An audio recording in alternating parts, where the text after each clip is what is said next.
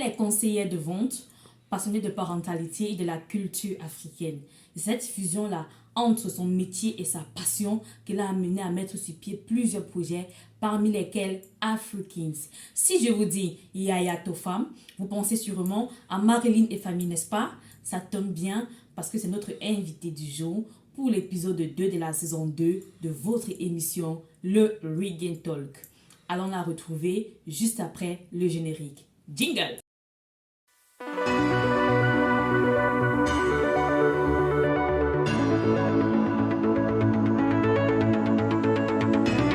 Il y a des médias comme c'est la même chose, malheureusement. J'ai appelé ma mère, je l'ai informée de ce qui se passait. Merci de Reggae Talk qui essaie justement de parler des challenges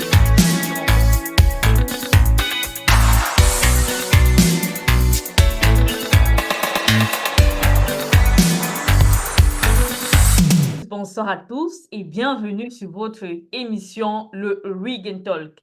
Cette émission qui met la lumière sur les défis auxquels font face les entrepreneurs, tant dans leur vie personnelle que professionnelle, et surtout qui vous communique les clés pratiques pour se relever de ces échecs, réussir et rebondir et réussir. Aujourd'hui, nous allons aborder un thème d'une grande importance et d'une actualité, les familles monoparentales. Avec l'évolution des structures familiales au fil des décennies, les familles monoparentales sont devenues une réalité de plus en plus courante. Mais comment sont-elles perçues par la société? Quels préjugés et stéréotypes persistent encore à leur égard? Mais surtout, quelle est l'influence des familles monoparentales sur le bien-être des enfants qui grandissent dans ces foyers? Nous en discuterons maintenant avec notre invité, qui est conseillère de vente, qui est passionnée de parentalité et de la culture africaine, et peut-être bien d'autres casquettes aussi.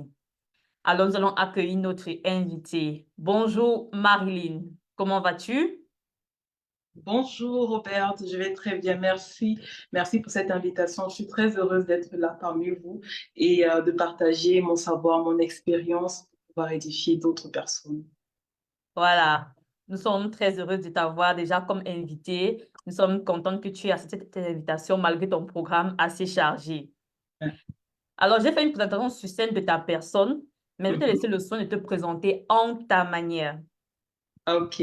Alors, merci déjà pour la présentation que tu as faite qui était assez claire, précise et concise. Pour revenir sur ces deux, trois détails, donc je suis Marilyn Futting, conseillère de vente dans une firme en Allemagne. Je vis dans la zone de Baden-Württemberg et je suis maman de deux garçons. Je suis passionnée de la famille, de l'éducation et de la culture africaine. Et c'est justement ces passions-là qui m'ont guidée vers mon concept store, mon Family Concept Store Afrikins, qui justement propose des jeux qui servent à éduquer de façon ludique tout en chacun, toutes les familles du monde sur la culture africaine. Wow, je pense que nous en parlerons en détail tout au long de cette émission. D'accord. Voilà. Marilyn, vu qu'on parle des familles monoparentales, d'entrée de jeu, ce serait bien de savoir si toi-même tu es issu d'une famille, pardon, autant pour moi, monoparentale. Alors, effectivement, moi, j'ai grandi dans une famille monoparentale parce que mon papa est décédé quand j'étais très petite, donc quand ma mère était très jeune.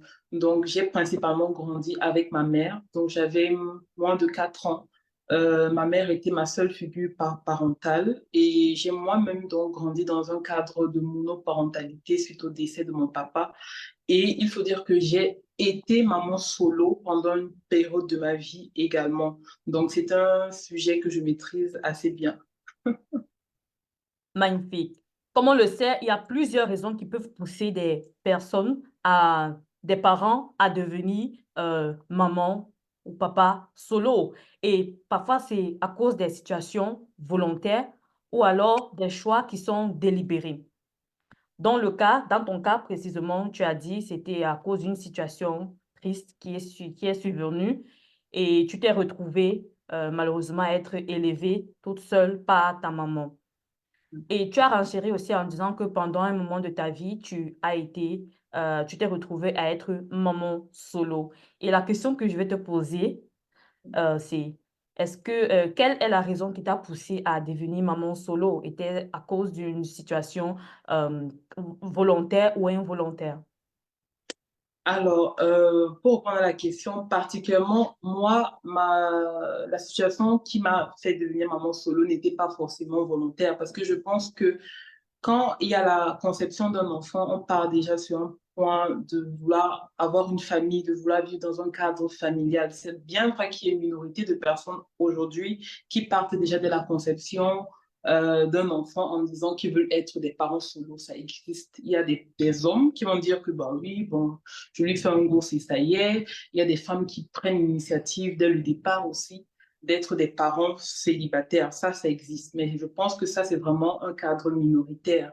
Dans le cadre de la majorité, qui était mon cas, je n'avais pas pour objectif d'être un jour maman célibataire. Je n'avais pas pour objectif d'être un jour maman solo. C'est une situation qui est intervenue face à moi.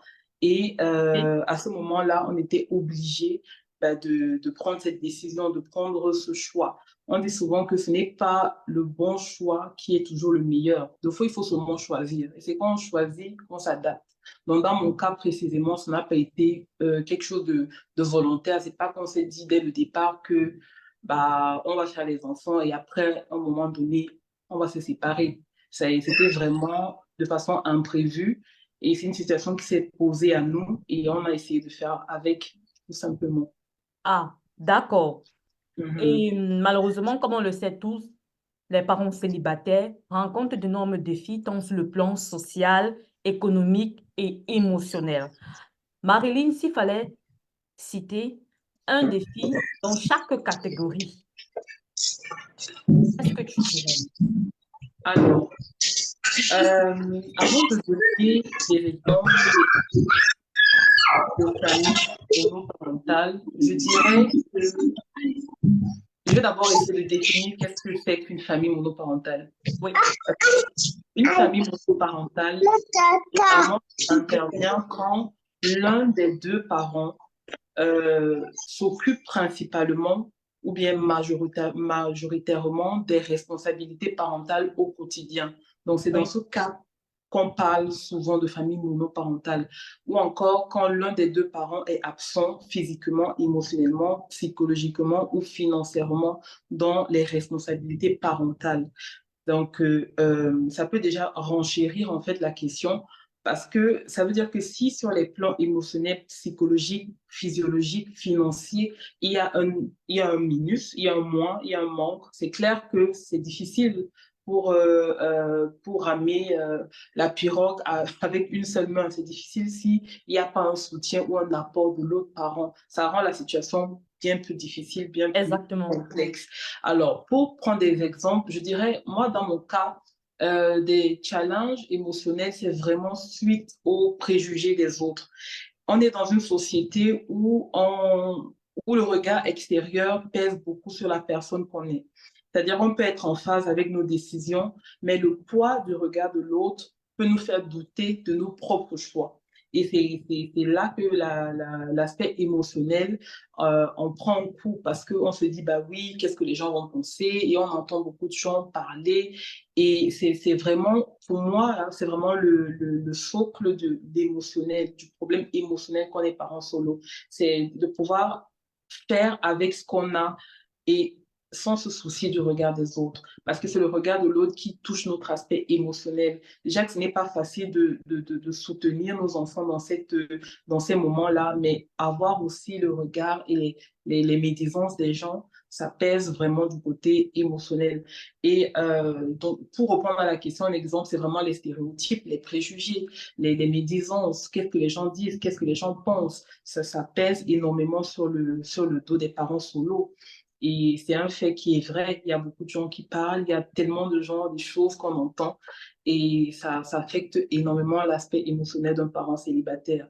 Sur l'aspect psychologique, je pourrais dire que c'est une suite logique. Si ton côté émotionnel n'est pas clair, n'est pas solide, alors psychologiquement, tu es fatigué, tu es atteint, tu es irritable, tu es aigri, tu peux être aigri. Ça joue beaucoup, le psychique et l'émotionnel, ça va de pair.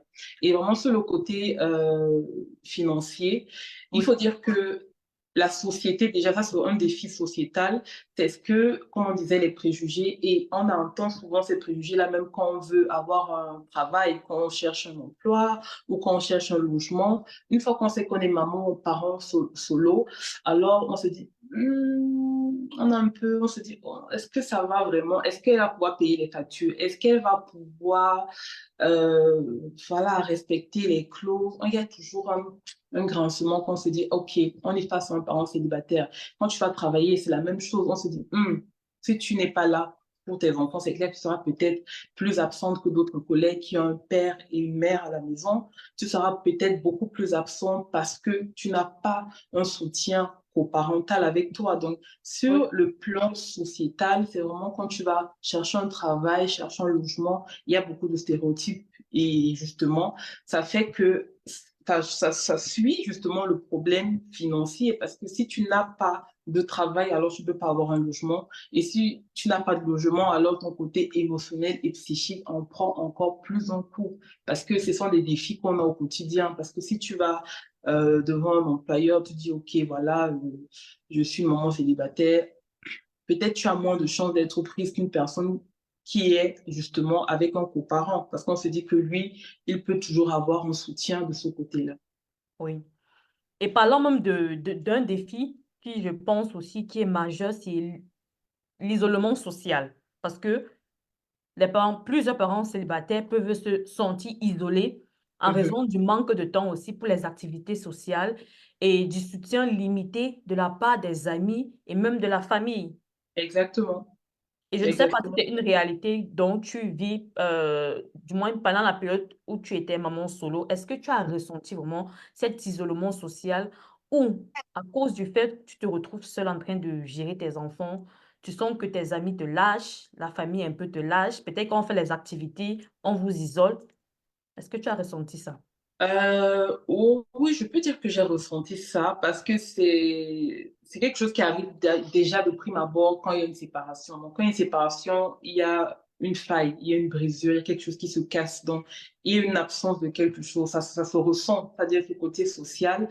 Et comme j'ai dit dans la définition, si l'un des deux parents est absent et que il n'y a pas un cadre communautaire qui prend le relais, c'est-à-dire s'il n'y a pas peut-être un oncle qui prend le relais ou une tata qui prend le relais, d'essayer de renchérir un peu, d'essayer de faire un peu le tremplin entre la cassure qui s'est faite, c'est clair que ça pèse beaucoup sur le parent qui s'occupe des enfants parce que on se sent seul, on se sent, ça pèse plus sur nous parce qu'on se dit, ah, OK, en même temps, maintenant, il faut encore s'occuper des enfants, il faut subir des choix, des réflexions toute seule. Et on a l'impression que les autres ne nous comprennent pas.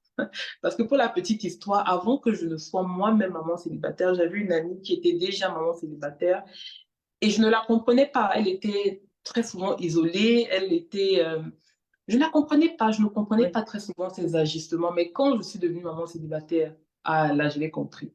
Je l'ai compris, j'ai dit, ouf, je comprends. Parce que deux fois, l'isolement même peut se faire de façon personnelle. C'est-à-dire, on peut Oui. choisir de s'isoler pour reprendre le contrôle de ce qui nous De arrive, sa vie, voilà. exactement, pour faire nos propres règles, pour essayer de voir comment est-ce qu'on va avancer, pour essayer de trouver notre propre cadre et pouvoir savoir comment est-ce que les choses vont évoluer. Donc, c'est un isolement qui peut être aussi bénéfique, mais pour les autres personnes, on prend ça, on peut se dire que, ah, comme elle veut rester seule dans un coin, bon, elle n'a qu'à se Tant débrouiller, mieux tu vois. la laisser toute seule.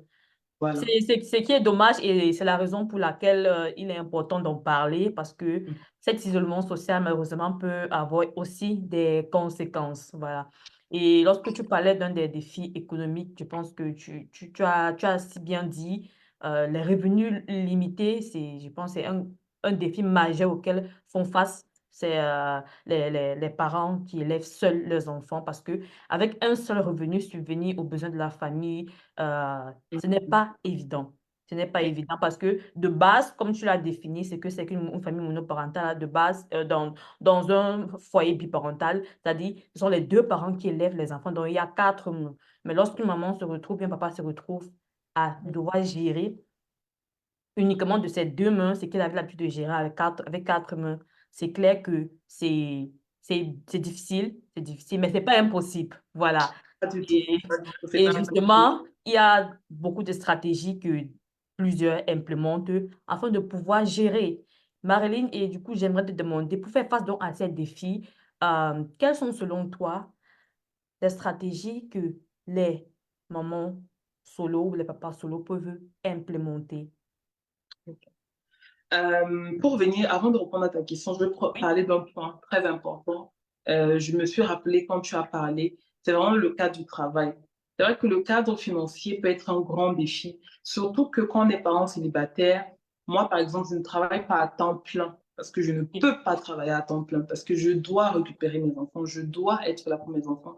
Et même si je veux, même si j'ai la capacité, même si j'ai la volonté, je ne peux pas travailler à temps plein. Moi, c'est mon cas. Peut-être qu'il y a d'autres mamans célibataires qui le peuvent. Mes enfants sont encore petits. Donc, ça fait que même si j'ai la volonté de le faire, mes capacités sont moindres et mes ressources sont restreintes du fait que je dois être aussi là pour mes enfants. Donc, comment est-ce que moi, je pallie justement ce manque-là? Comment est-ce que je peux essayer des conseils que je peux donner? C'est vraiment d'avoir une organisation. Une organisation, pourquoi? Parce que moi, je travaille à temps partiel, par exemple, mais à chaque fois que j'ai un temps libre, je cherche à avoir un gagne-pain. Je coiffe, wow, je crée du contenu. Euh, J'essaie toujours d'avoir quelque chose qui me donne du revenu. J'occupe mon esprit. Je oui, cherche à ne pas être dans l'oisivité, parce oui. que l'oisivité n'est pas bien. C'est même une pauvreté culturelle quand on est oisif, parce qu'on se plaint, on voit la vie du mauvais côté et tout semble beaucoup plus pénible. Dans ce cas-là, il faut vraiment essayer de ne pas être oisif, de s'occuper parce que même si on n'a pas la richesse financière, on peut avoir la richesse culturelle, on peut avoir la richesse de l'abondance de la vie, voir se contenter des plaisirs, des petites choses, avoir le plaisir de regarder nos enfants grandir. C'est déjà ça. De fois, je me dis, ah, même si je ne travaille pas à temps plein et que je n'ai pas le revenu que j'aurais souhaité avoir, au moins j'ai la chance de pouvoir passer du temps avec mes enfants. J'ai la chance de pouvoir faire des activités avec mon enfant, regarder ce côté-là, regarder ces aspects-là aussi et chercher à combler le vide. Quand moi j'ai un peu de temps, comme j'ai dit, je fais les cheveux, je coiffe, je fais les microlocks, je m'occupe comme je peux, j'essaie d'avoir un gagne-pain ailleurs que mon travail. Donc c'est très important de chercher qu'est-ce que vous pouvez faire autre que de travailler pour quelqu'un d'autre. Qu'est-ce que pour vous apporter un peu de revenus? Comme j'ai dit au début de l'aventure, au début de l'interview, pardon, j'ai créé mon Family Concept Store. Donc, de temps en temps, je propose, ça me fait plaisir, c'est une passion Oui, que j'ai confiée pour avoir un gagne-pain, tu vois. Donc, j'essaie d'avoir toujours un aspect qui m'équilibre moi-même dans ma propre vie. Je me dis, OK, même si je ne peux pas avoir le revenu salarial que j'aurais souhaité avoir, je me contente donc de cet aspect familial et je cherche à avoir un équilibre là-dedans. Donc, avoir une organisation, numéro un, s'organiser, écouter ses besoins. Qu'est-ce que tu as besoin? Est-ce que tu as vraiment besoin de travailler même? Est-ce que c'est une question qu'il faut se poser? Est-ce que tu veux travailler parce que les autres travaillent ou tu as vraiment besoin de travailler? Tu as besoin de quoi? Pourquoi tu veux travailler? Qu'est-ce que tu cherches à combler en travaillant? Première question. Quels sont tes besoins? Tu as besoin de quoi? Deuxièmement, premièrement, comme j'ai dit, s'organiser. Deuxièmement, écouter ses besoins. Troisièmement, c'est de pouvoir avoir un temps pour sa famille, oui, créer un temps pour sa famille, que ce soit au quotidien, de façon hebdomadaire ou de façon mensuelle. Ça doit être dans votre agenda. Qu'est-ce que vous pouvez faire? Comment est-ce que vous pouvez occuper votre temps avec vos enfants? C'est très important. Le temps passe vite. Et l'argent arrive avec les opportunités, mais le temps n'arrive pas avec les opportunités. Le temps arrive une fois. Quand le temps est passé, c'est passé. Donc, c'est très important de savoir les priorités, de s'organiser, comme j'ai dit, ses besoins, trouver le temps, écrivez dans vos agendas ce qui est, comment vous pouvez occuper votre temps avec vos enfants, qu'est-ce que vous pouvez faire. Ça peut être quelque chose de simple, ça ne veut pas forcément dire que vous devez dépenser des sous pour faire plaisir à votre famille. Non, vous pouvez marcher, regarder de la télé, faire des gâteaux, faites quelque chose qui vous fait du bien pour vous et pour vos enfants. Et le quatrième point que je peux dire, c'est pour les personnes qui travaillent, il faut avoir des limites au travail. C'est-à-dire que Quand moi, j'ai commencé à travailler, je ne savais pas poser mes limites au travail. OK. Quand c'était mon temps de rentrer, ma collègue va me dire: «Ah, le Macy!» Je récupérais mon enfant, le dernier, en courant, en stress.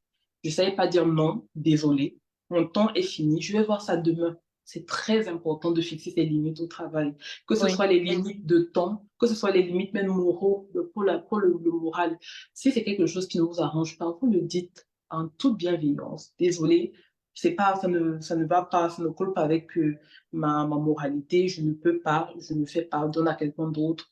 Ou voilà, ça doit avoir des limites claires avec son employé au travail, ses collègues, c'est très important. Si vous arrivez à faire ces 4 choses-là, je vous assure, la parentalité en solo sera beaucoup plus simple, beaucoup plus easy. Je sais que ce n'est pas facile, mais ça va vous rendre les choses beaucoup plus agréables. Ouais. Très bien dit, Marilyn, très bien dit. Et je rebondirai juste sur un aspect dont tu as parlé et qui est très important, c'est la diversification des sources de revenus. Oui. Franchement, il y a beaucoup de mamans célibataires qui n'ont pas parfois un travail, mais sont dans l'oisiveté, sont dans des choses vraiment inutiles qui ne rapportent rien tant sur le plan financier qu'émotionnel et même intellectuel. Tu peux être à la maison avec tes enfants, mais tu te documentes, tu lis des livres, tu suis des formations parce qu'aujourd'hui, avec le digital, je vous assure, il est possible, rien qu'avec des vidéos YouTube, par exemple, de se former, d'aspirer Mhm. à quelque chose.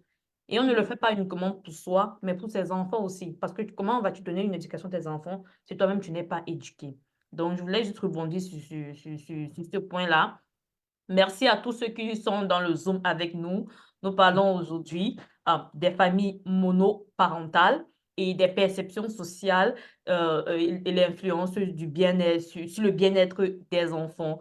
Si vous nous suivez sur Facebook, likez, partagez le live. Et si vous avez déjà des questions, posez-les en commentaire. Notre invité nous fera le plaisir d'y répondre. Ouais. Euh, Nous savons tous, Marilyn, que malheureusement, la structure d'une famille monoparentale a parfois un impact sur sur l'estime et le développement de l'enfant. Mhm. Et dépendamment du contexte familial et aussi du soutien qu'il a reçu. Alors, ce que j'ai envie de savoir, c'est comment est-ce que les enfants qui proviennent de ces familles-là perçoivent leur propre structure familiale et quel impact cela peut avoir sur leur estime de soi et sur leur développement. Ok. Moi, je pense que les enfants qui vivent dans une structure de famille monoparentale perçoivent la famille de façon conventionnelle. Parce qu'on le sait tous, aujourd'hui, bien sûr, il y a beaucoup plus de types de familles. C'est-à-dire que la télé nous renvoie beaucoup d'autres genres de familles où il y a l'homosexualité, l'hétérosexualité et tout ça.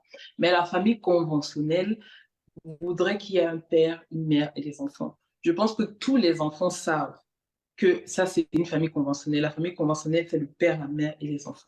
Oui, Les enfants qui grandissent dans une famille monoparentale, je ne pense pas que ça influence leur vision de la famille. Bien au contraire, je pense même que c'est que moi, dans mon cas, je vais vraiment parler de mon expérience personnelle. C'est la raison même pour laquelle j'ai voulu avoir une famille très tôt. C'est parce que je n'avais pas j'avais l'impression que je n'étais pas dans une famille conventionnelle et ça m'a donné la soif de vouloir avoir ma propre famille, de construire ma propre famille, d'avoir... Malheureusement, les choses ne sont pas passées comme j'avais rêvé que ça soit, mais ce désir et cette passion que j'ai jusqu'aujourd'hui, ça vient de là, ça vient justement du fait que j'ai grandi dans une famille qui était, où il n'y avait pas mon papa parce qu'il était décédé. Donc, cette soif d'avoir une famille conventionnelle m'a amené à m'interroger sur la famille, à m'interroger sur l'éducation, à m'intéresser à l'enfance. C'est justement parce que j'ai grandi dans ce cadre familial-là.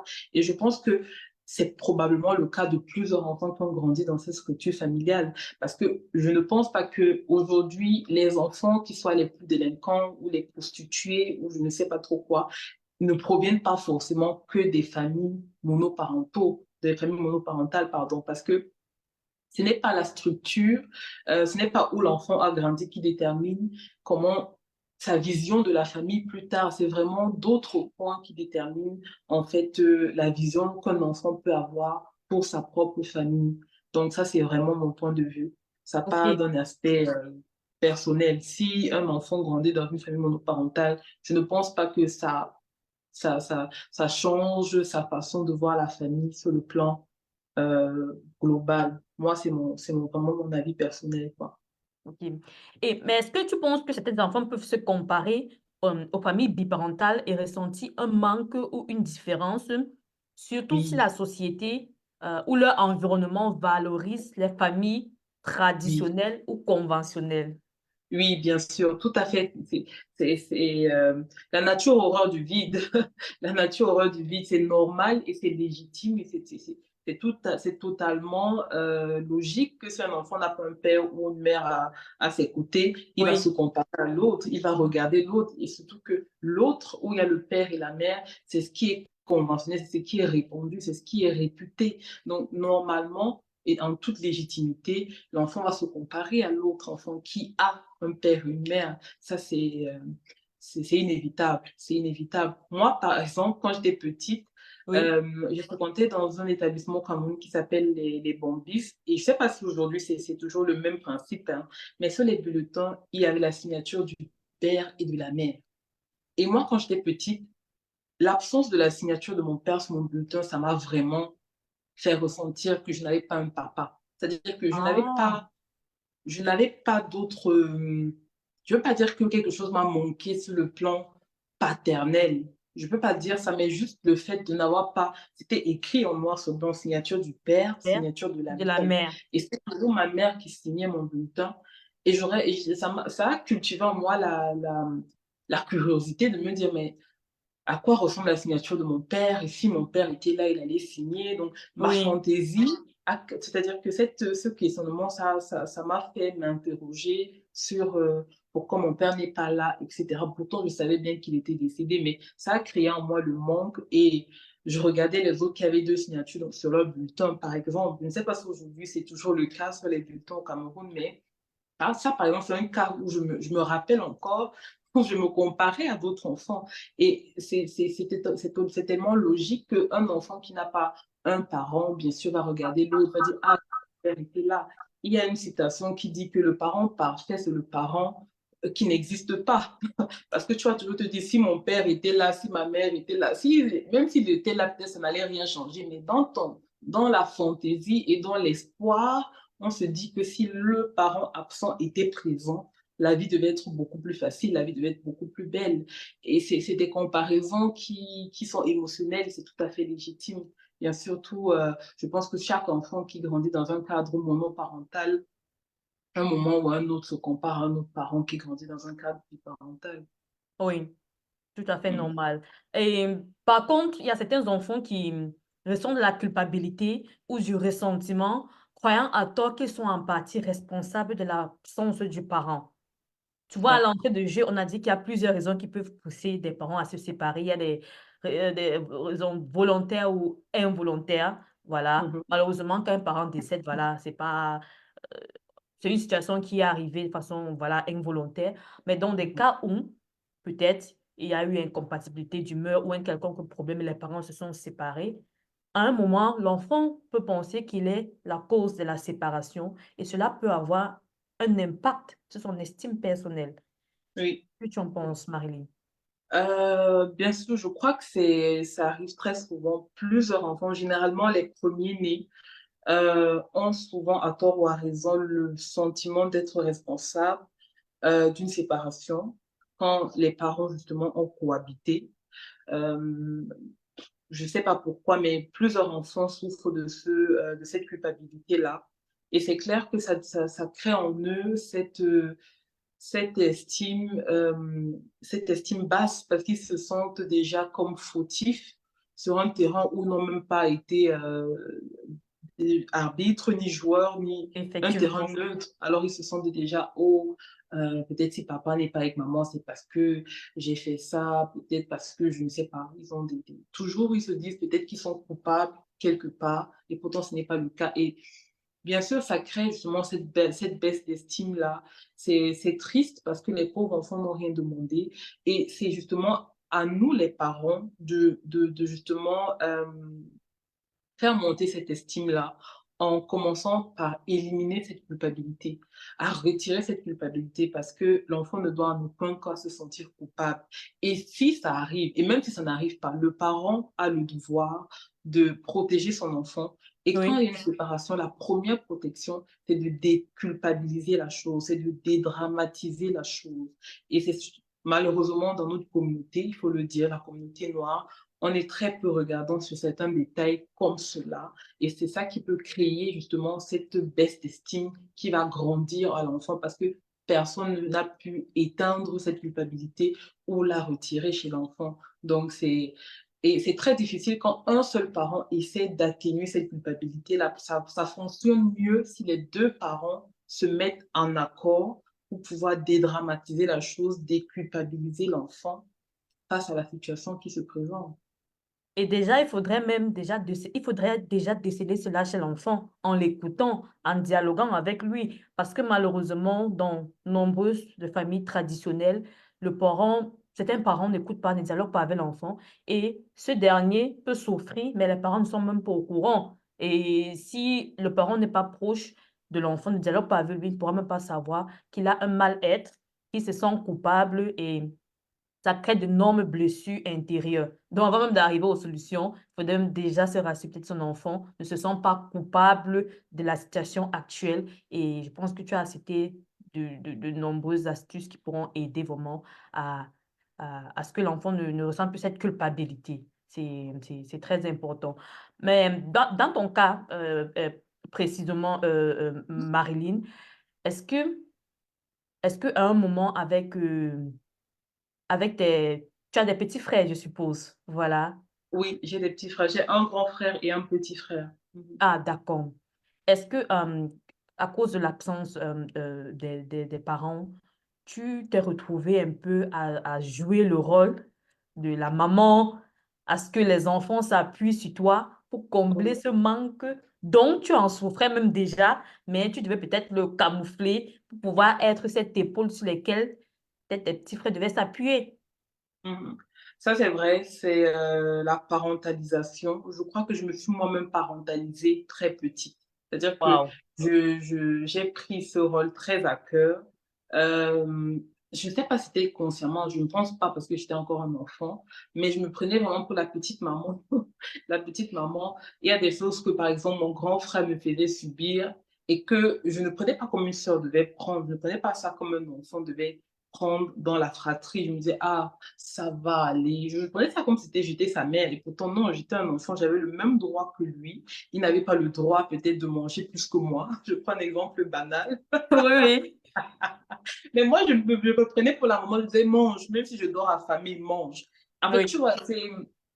Et inconsciemment, en faisant ça tout le temps, ça fait que j'ai grandi avec l'altruisme. Regardez d'abord, est-ce que les autres ont suffisamment, même si je n'ai pas. C'est-à-dire que si toi, Ah, tu as peut-être à boire, moi je n'ai pas, c'est pas grave. c'est ça. Et forcément, ce n'est pas forcément bénéfique. Quand on devient adulte, ça peut devenir un grand défaut parce qu'on a l'impression de se mettre toujours à l'écart et la société est tellement mal faite que au lieu que les gens voient ça comme une force, les gens en Oh, abusent et ça ils devient vont s'en servir, ils vont l'utiliser vraiment à tort et à travers. Ça, j'en ai sûr. exactement, exactement. Donc, ce sont des petits problématiques qui peuvent exister dans Oui. les fratries des enfants monoparentaux parce que l'un va vouloir prendre ou endosser la casquette du parent manquant. Et il faut dire que dans mon cas, ma mère travaillait beaucoup. Ma mère travaillait beaucoup. Donc, ce qui fait que pendant qu'elle n'était pas là, donc, comme je disais, il y avait à manger.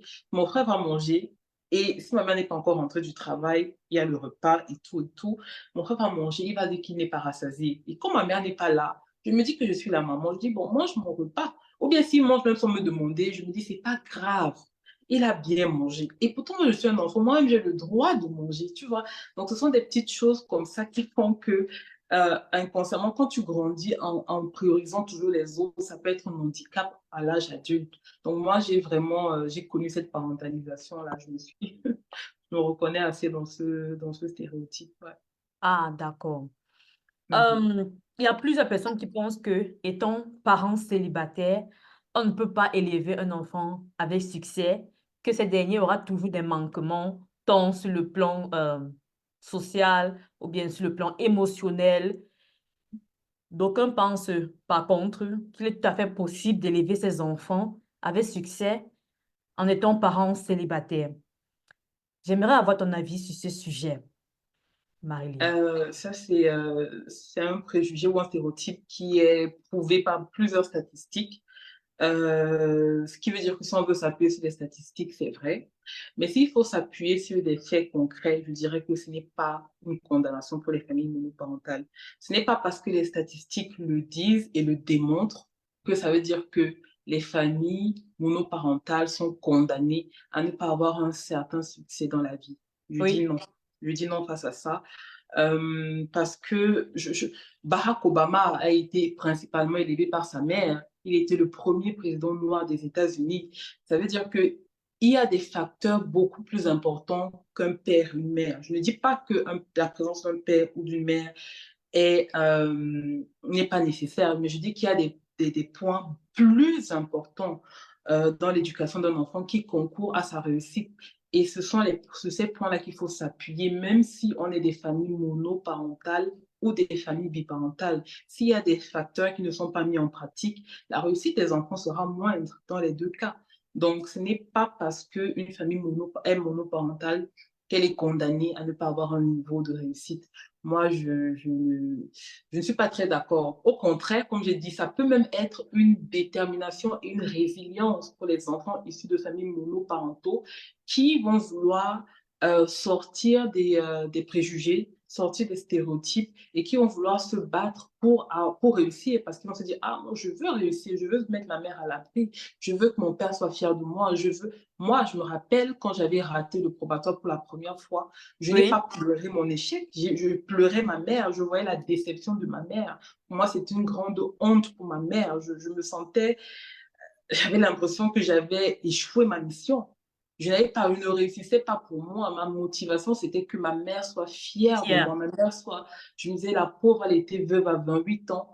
Elle a travaillé, on a manqué de rien. Alors, je ne dois pas échouer. Je n'avais pas la pression de ma mère, mais je me suis mise la pression. Je me suis donné la mission de réussir. Donc, ça peut être au contraire une résilience et une détermination pour les enfants issus de familles qui grandissent dans une famille monoparentale parce qu'ils ont cette niaque-là, tu vois, oui. ils veulent y arriver, ils veulent s'en sortir. Il y a la chanteuse Adele, c'est une chanteuse reconnue, réputée, elle a grandi dans une famille monoparentale. Elle a grandi dans une famille monoparentale. Je crois qu'il y a plusieurs célébrités qui sont reconnues aujourd'hui, qui ont grandi dans des familles Même monoparentales. autour de nous, hein, nous en voyons là au Oui, quotidien. Il y a des personnes qui, tu peux, je vais dire, si elles ne te le disent pas, tu ne sauras pas oui, qu'elles ont grandi dans une famille monoparentale. Les oui, exemples sont légion. Donc, oui. c'est pas un handicap. Au contraire, c'est plutôt ce carburant-là qui va leur donner l'énergie de savoir que j'ai pas mes Mm. deux parents, mais il faudrait que je me batte, au fait. Voilà. Je n'ai pas mon papa ou maman sur qui compter. Raison de plus pour me battre doublement. Donc, et lorsque je préparais cette émission, j'ai fait un post dans ce sens-là. Je vais te lire deux commentaires et tu vas me dire ce que tu en penses. Mais la question était formulée comme ça. Euh, Certaines personnes pensent que les enfants élevés par des mères célibataires manquent de discipline ou de valeur car le papa est absent. J'ai eu tellement de retours. Je vais te lire deux réactions, voilà, de nos internautes. Merci déjà à tous ceux qui nous suivent via notre page Facebook, à nos fidèles abonnés qui sont très réactifs. Il y a une qui a dit, je ne vais pas citer le nom, l'éducation des papas dans le couple est devenue un mythe. Ils sont toujours dehors après le travail, ils restent dehors et reviennent dormir. Les week-ends, ils sont déjà très prééduques en donnant l'argent pour les factures et les besoins des enfants s'ils sont responsables. Je pense qu'à travers ce commentaire, c'est pour dire qu'il y a même des couples là qui, qui élèvent ensemble des enfants, mais le papa est absent au fait. Donc, au fait, Oui, il oui, n'est même pas différent d'une famille monoparentale. Ça, c'était la oui. première réaction qui m'a vraiment interpellée. Ça rejoint un peu ce que plusieurs disent, vivent le célibat dans le mariage. Je ne sais Oui, pas si tu vois ça. ça, c'est la réalité de plusieurs familles, hein. De Oui. plusieurs, où tout retombe sur un seul parent, le plus Mhm. souvent la maman, voilà, malgré le fait qu'elle ait un conjoint. Il y a une autre réaction, voilà. Euh, Faux. Bon, en répondant au post qui a été fait, faux, j'ai grandi dans un quartier où nous étions la seule famille monoparentale. Tous les enfants de ce quartier ont dépassé leurs parents, sauf nous. Ma mère a pu maîtriser 7 gosses, filles comme garçons, et nous inculquer des valeurs dignes. Un papa est important dans la vie d'un enfant, oui, mais à l'impossible, on fait comment? C'est Mhm. la seconde réaction. Par Wow. rapport à ce post-là, il y en a eu tellement, mais malheureusement, faute de temps, je ne peux pas tous les citer. S'il fallait que tu D'accord. te prononces par rapport à ce stéréotype-là, Marilyn, qu'est-ce que tu dirais? Alors, comme tu as très bien dit dans le premier commentaire, il y a beaucoup de familles qui sont biparentales, mais qui vivent la monoparentalité parce que les responsabilités parentales quotidiennes reposent sur un seul parent. Ça, c'est une réalité. J'ai entendu des femmes mariées me dire qu'elles sont veuves mariées. Est-ce que tu comprends Non. le Oh, poids c'est de grave la quand phrase? même. C'est pour te dire jusqu'où ça peut peser, tu Oui. vois. Elle dit qu'elle est une veuve mariée. Ça veut dire que mais c'est Non, fort. c'est grave C'est quand même, fort. c'est grave, c'est grave. Ça prouve à Donc, quel ça veut point dire le mal est profond. voilà. Et ça veut, je peux réagir aussi en disant que c'est le cas de plusieurs familles, justement, de vivre dans une famille conventionnelle, a priori, mais où il y a un seul parent qui vraiment gère les responsabilités parentales. Et le problème, c'est que le fait de ne pas en parler, ou bien Oui. pas le fait de, je ne veux pas dire en parler pour s'exposer, mais dans les débats comme tu l'as fait, en ayant les avis des uns et des autres, on peut comprendre que ce n'est pas la structure qu'on voit qui influence l'éducation qu'un enfant peut recevoir. Il y a ce qu'on voit, il y a ce qui est.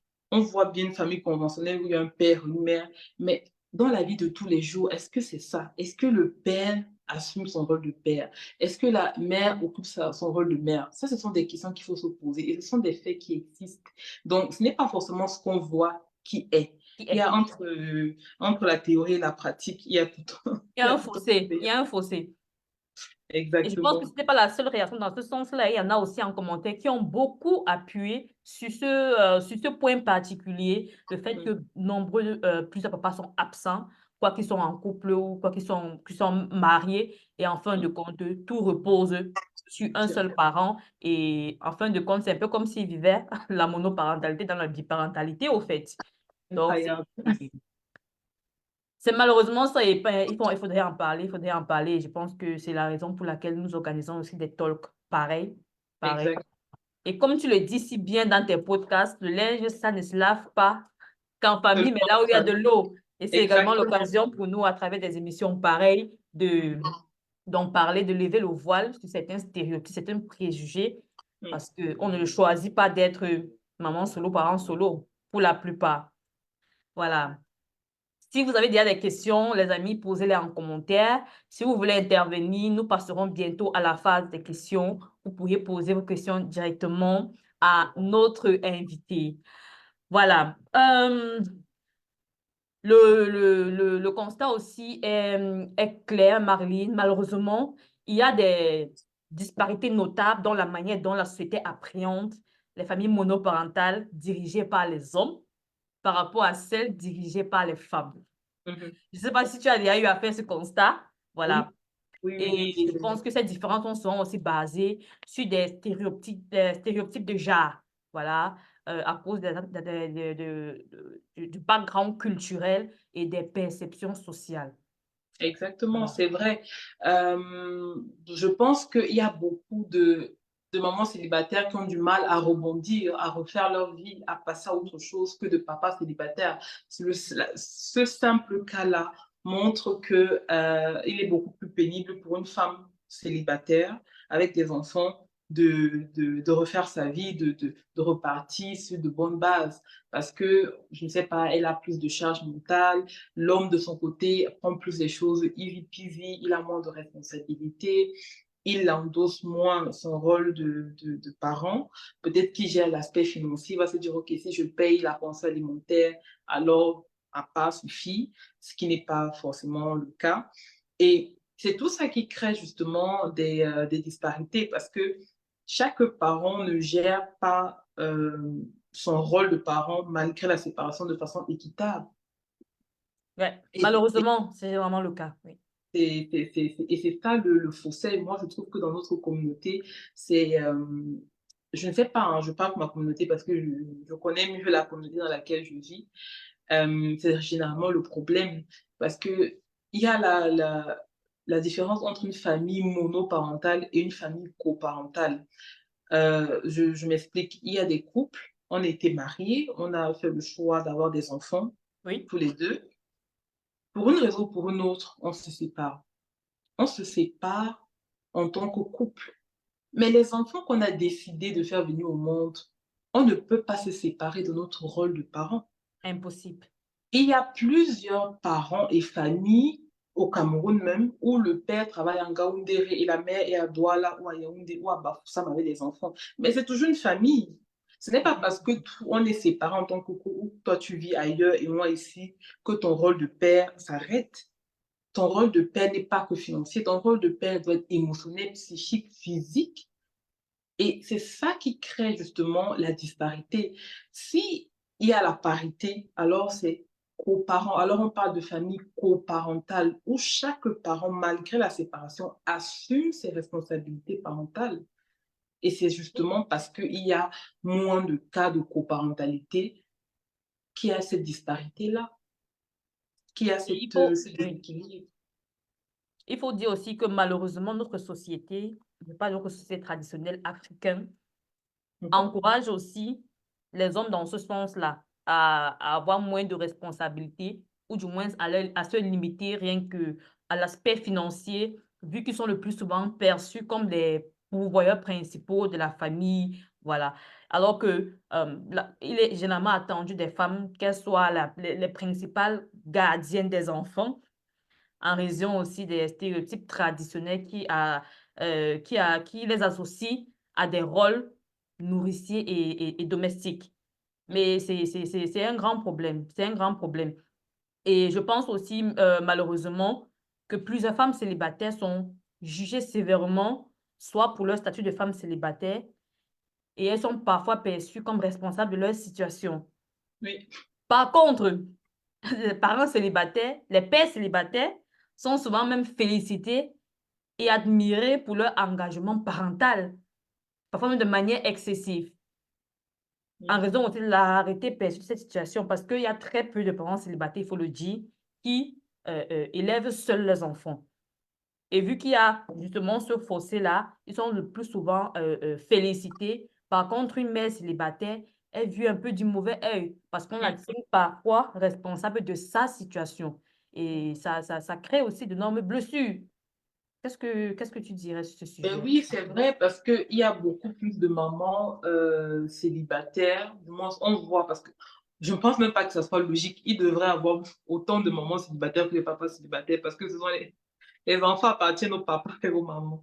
Donc, en principe, il devrait y avoir autant de mamans célibataires que de papas célibataires parce que ces mamans célibataires, il y a bien un père qui a été là. Mais de façon répandue, on voit plus de mamans célibataires. Parce que justement, les hommes sont en retrait dans cette tâche, peut-être comme tu as dit de façon traditionnelle, parce qu'ils sous-entendent que la maman s'occupe de l'aspect physique, Oui. psychique, émotionnel de l'enfant. Nourricier, tout ça là, ouais, la gardienne Exactement. des enfants. Exactement, donc c'est la raison pour laquelle on voit, c'est-à-dire que a priori, il y a plus de mamans célibataires que de papas célibataires. Dans la plupart des cas, si un papa célibataire, c'est peut-être parce que la maman a des problèmes psychologiques ou je ne sais pas, c'est très rare qu'il y ait des papas célibataires, ça existe, mais c'est très rare, c'est très peu vu. Mais pourquoi exactement, je ne pourrais pas dire, je ne sais pas vraiment. Hmm, voilà. Je pense qu'il y a déjà quelques questions là à Facebook. Tout à l'heure, là, nous allons prendre quelques-unes de ces questions. Et pour ceux qui D'accord. aimeraient intervenir en live via Zoom, vous pouvez lever la main et dans quelques instants aussi, nous allons déjà prendre quelques questions. Mais avant, on va parler aussi d'un autre aspect, voilà, qui n'est pas des moindres. Euh, Parlant du côté académique des enfants issus des familles monoparentales. Voilà, parfois on peut remarquer, voilà, je dis bien parfois, que les enfants des familles monoparentales euh, montrent des différences dans leurs résultats scolaires et académiques. C'est à cause de plusieurs raisons, voilà. Parfois, ils n'ont pas assez de soutien, vu qu'il y a un seul parent qui doit tout gérer, ils n'ont pas assez de soutien à la maison pour réviser avec eux, pour parfois leur offrir même des cours de répétition. Et c'est un problème, c'est un problème qui est majeur. Et dans ton cas particulier, Marilyn, j'aimerais savoir si vous avez été, si ça a été un problème, voilà. Si à un moment, vos résultats scolaires ont été mauvais en raison du fait que vous n'aviez pas ce soutien des deux parents. Euh, bon, moi, je veux dire que dans mon cas, principalement, non. Nous sommes trois enfants à ma mère. Oui, Et chaque enfant est différent. C'est-à-dire que mon niveau académique n'était pas le même niveau que mon grand frère. Il y avait des plus intelligents, des moins intelligents. C'est donc presque beaucoup de fratries. Peu d'enfants ont le même niveau académique. Il y a des enfants qui sont beaucoup plus intelligents que d'autres dans la même fratrie, même oui, s'ils sont issus des parents biparentales. ouais, ça c'est clair. Moi, dans mon cas, on avait la chance d'avoir des répétiteurs. On avait des cours de soutien. On était inscrit au Centre culturel français. On avait, on avait accès à de meilleurs cadres scolaires. Je ne sais pas que je veux dire que ma mère s'est toujours donné beaucoup pour notre éducation. On n'a pas manqué de soutien. Ce n'était pas forcément un soutien parental direct, mais c'était un soutien académique soutenu par des cours de répétition. Répétition. Euh, on était dans des centres culturels. Alors, notre éducation était vraiment mise en avant. C'était quelque chose de très important pour ma mère. Ouais. Peut-être que dans le cadre européen, on a moins de chances de pouvoir payer un répétiteur à nos enfants. Bon, il y a des gens qui ont des moyens de le faire, mais je parle vraiment d'un cadre général. Peu de Oui. personnes, peu de mamans célibataires ou de papas célibataires peut-être peuvent donner des cours de répétition ou payer des cours de répétition à leur enfant ou à chaque enfant ici en Europe. Mais ça ne veut pas dire, comme je disais au début, ce n'est pas ça qui va condamner l'enfant à ne pas avoir des bons résultats scolaires. Et je veux aussi déculpabiliser les familles ou les mamans célibataires ou les papas célibataires. Il y a des enfants aussi que l'école, ça ne passe pas, ça ne passe pas facilement. C'est que ils auraient été dans un cadre où il y a un père ou une mère. Il y a des enfants où les deux parents sont des tops, des chefs à l'école, qui ont eu des grades, qui ont eu des diplômes. Mais il y a des enfants chez qui c'est plus difficile d'avoir cette adaptation scolaire-là, d'avoir une compréhension cognitive, une capacité intellectuelle.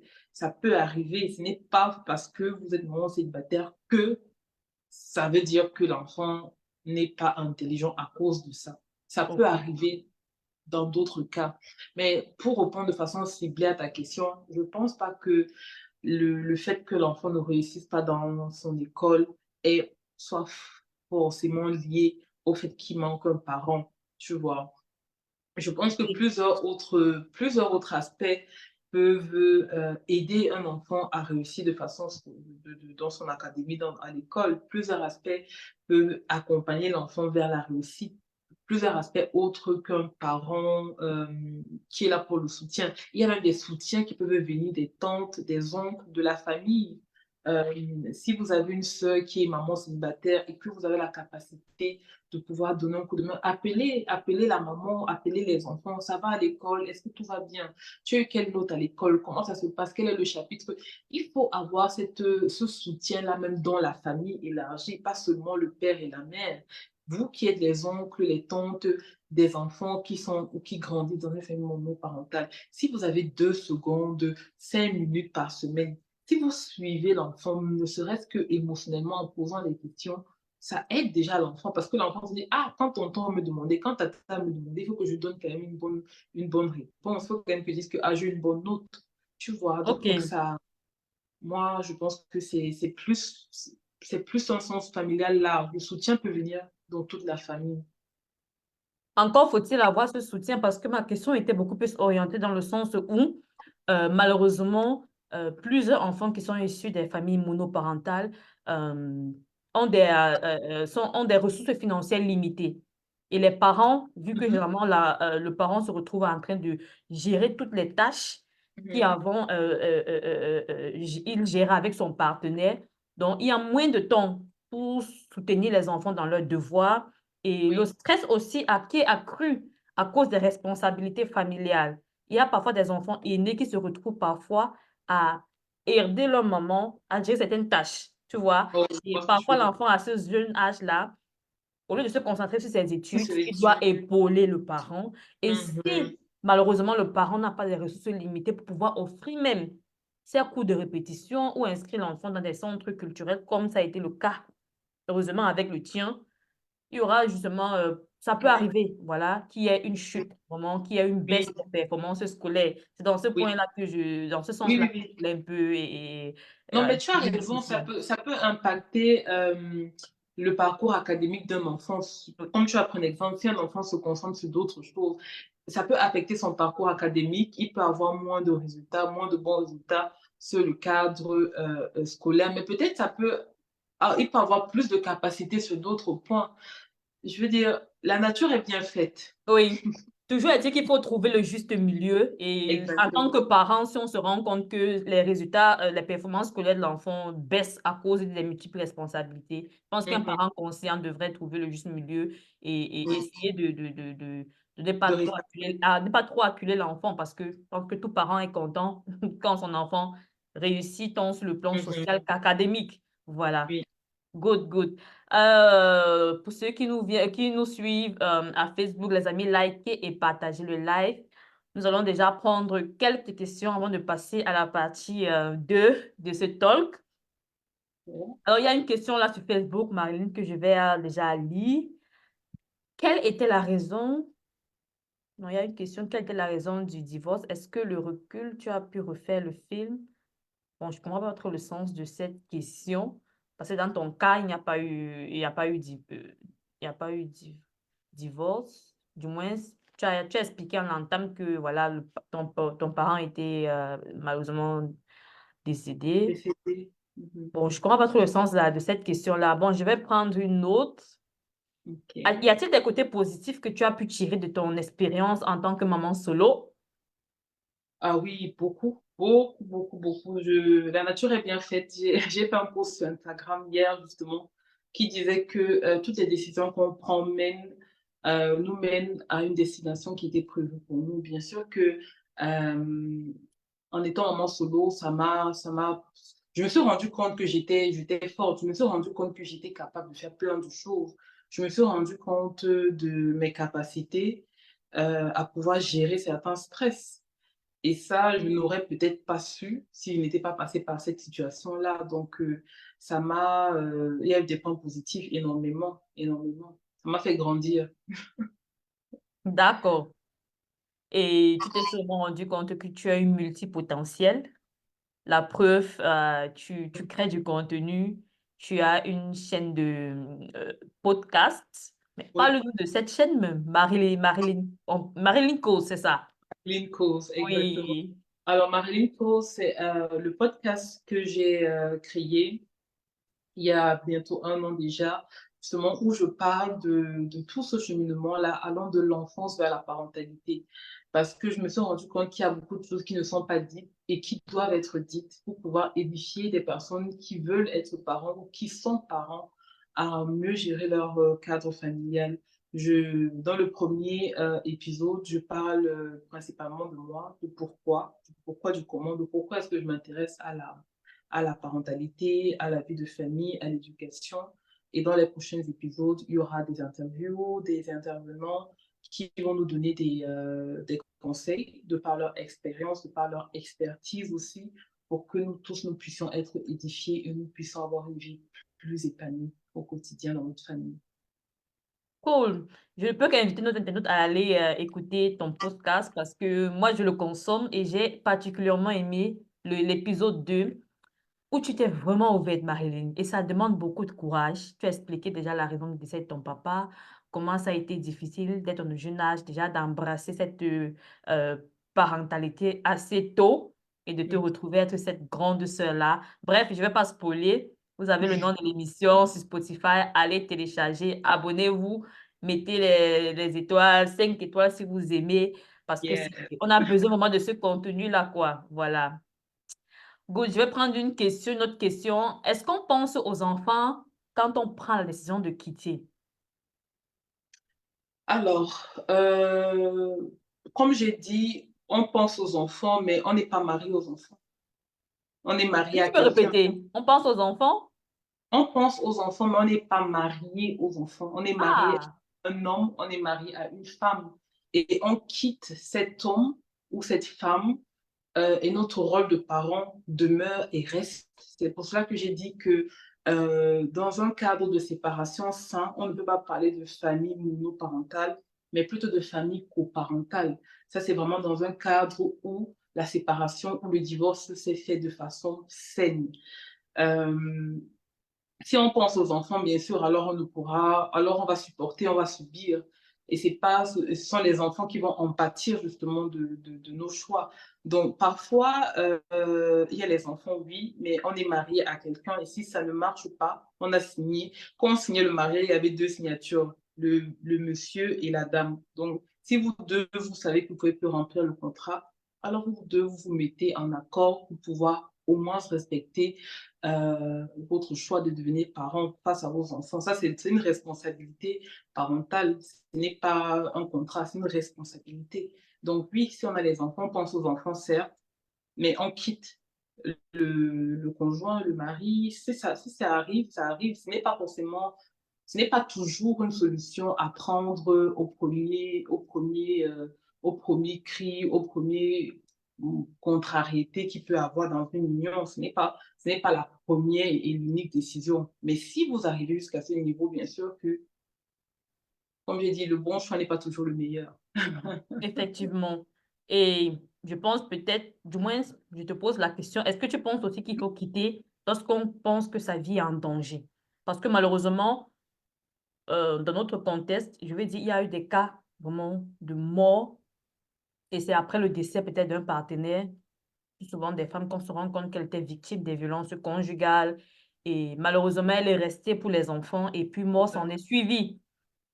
Bon, des Alors, cas moi, sont légion, je ne veux pas forcément citer, mais nous connaissons dans notre communauté, il y a eu des cas comme ça. Et puis, oui, malheureusement, à cause du mariage, on sont restés pour supporter, comme on le dit trivialement. oui, Mais la mort s'en est suivie et les malheureux dans tout ça, ce sont les les enfants. enfants. Les Donc, enfants, vraiment, si ça voilà. vient en danger, encore raison de plus pour lever le voile, raison de plus pour...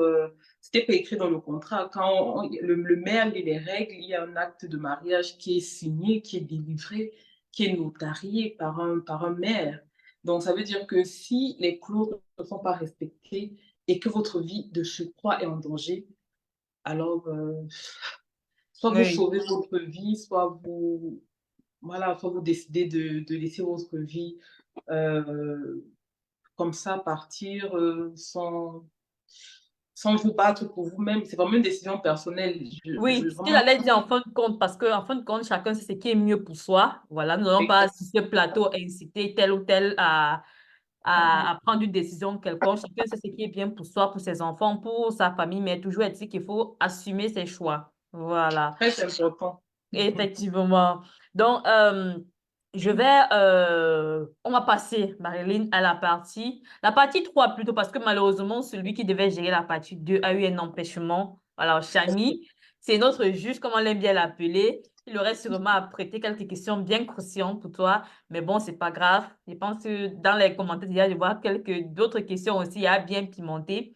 Mais avant de passer la parole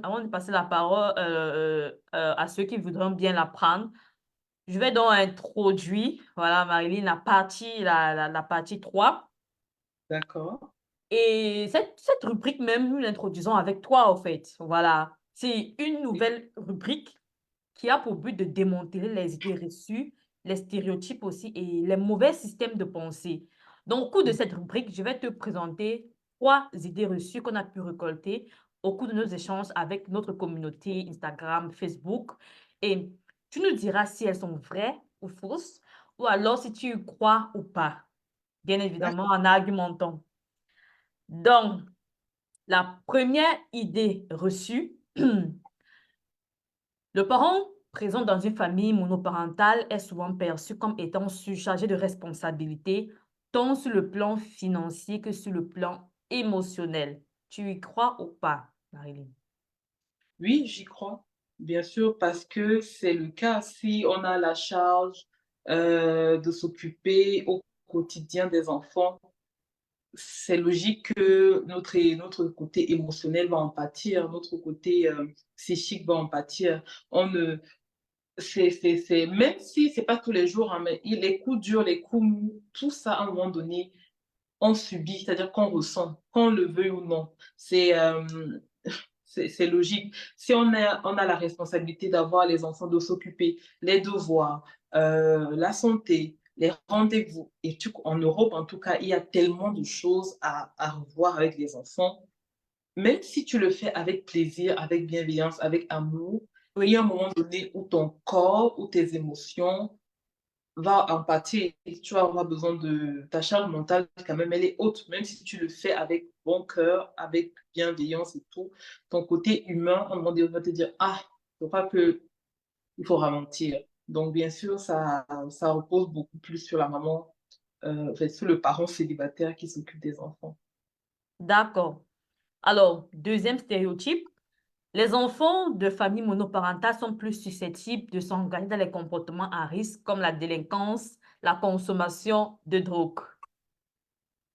Oh, la question c'est est-ce que j'y crois ou pas, c'est ça? Oui, voilà. Je n'y crois pas. Je n'y crois pas. OK? Et Parce que, ce n'est pas forcément le fait qu'un enfant ait un père ou une mère qui fait que l'enfant assimile ce qu'il doit faire ou pas. C'est l'éducation. L'éducation, elle est universelle. Une bonne éducation, quand tu vois, tu sais, comme on dit au quartier. Une bonne éducation, c'est pas, c'est-à-dire que ça soit un enfant bien éduqué des États-Unis, d'Afrique, quand tu vois, tu sais. Ce n'est pas forcément en sachant est-ce qu'il a grandi avec son père ou sa mère. Quand tu vois, tu sais. Et l'éducation part du principe de respecter un certain principe dans notre accompagnement parental. Ce n'est pas parce que le père est absent ou la mère est absente que forcément les délinquants qui sont là dehors sont issus des familles monoparentales. Je ne pense pas, je ne crois pas. Je crois que il y a un peu de tout. Il y a des délinquants qui sont issus des familles monoparentales et des familles biparentales et c'est pas que des familles monoparentales ou bien c'est pas plus que d'autres. Non, je n'y crois pas. OK.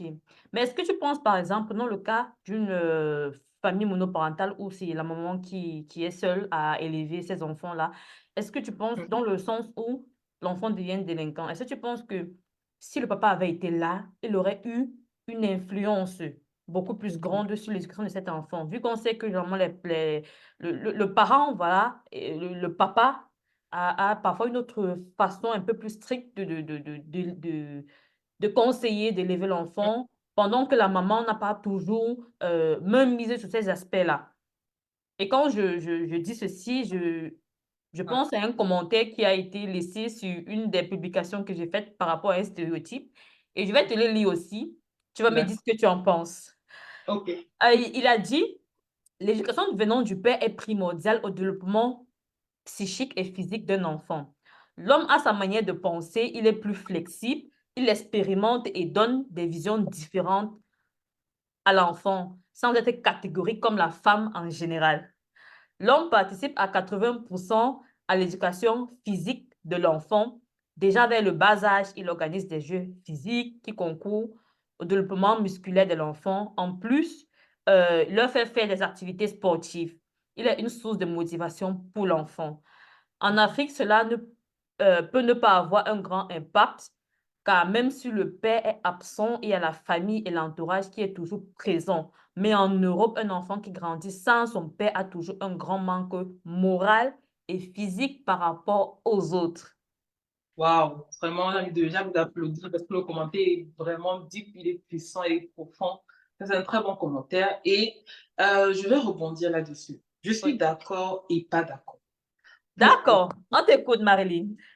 Parce que c'est vrai, un enfant qui grandit en Europe a plus besoin, je vais encore appuyer, même je vais encore renchérir, un enfant noir qui grandit en Europe, parce que je parle vraiment, je m'appuie sur la communauté africaine, qui grandit en Europe, a d'autant plus besoin d'avoir une figure paternelle présente, a d'autant plus besoin d'avoir un père à ses côtés qu'un enfant en Afrique, pour les raisons qui ont été dites dans le commentaire, qui sont totalement vraies.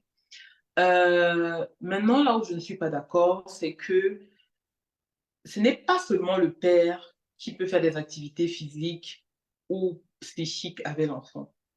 Parce que,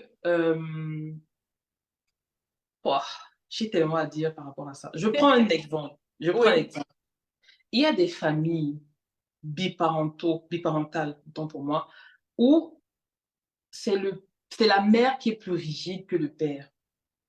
Ou l'inverse. Il n'y a pas de formule magique, ce n'est pas toujours un standard que c'est le père qui inculque telle ou telle chose à l'enfant.